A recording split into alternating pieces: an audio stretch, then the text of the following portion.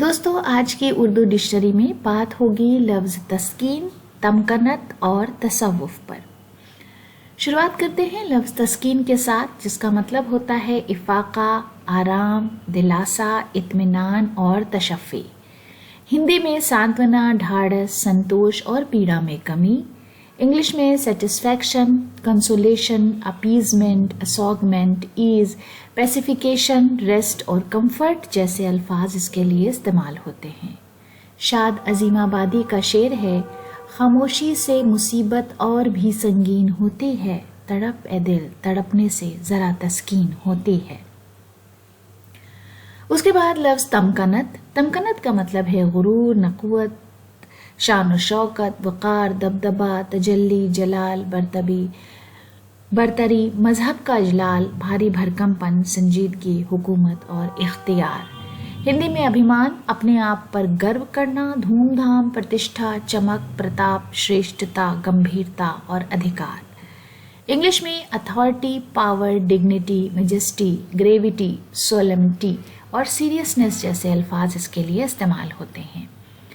سلام مچھلی شہری کا ایک شعر ہے، وہ دل سے تنگ آ کے آج محفل میں حسن کی تمکنت کی خاطر نظر بچانا بھی چاہتے ہیں، نظر ملانا بھی چاہتے ہیں۔ اس کے بعد لفظ تصوف۔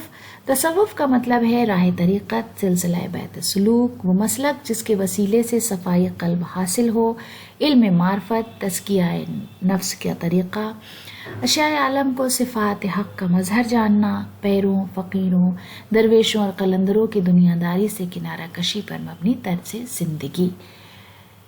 صوفی واد، رہسیواد، صوفی وچاردھارا، برہم واد، ادھیاتم واد کی سانسرک وشیوں سے ورکتی، ویدانت اور واسناؤں کا پریتیاگ۔ Sufism, Islamic mysticism, the theology of the mystics of the East, spirituality, devotion, abstinence from worldly pleasure and luxuries, یعنی جب کوئی دنیا کے تمام آرام اور آسائش کو چھوڑ دے۔ فرحت احساس کا شعر ہے، اب آ رہا ہو کوئی جسم اس تصوف سے، تو ہم کو حلقہ بیعت بڑھانا پڑتا ہے۔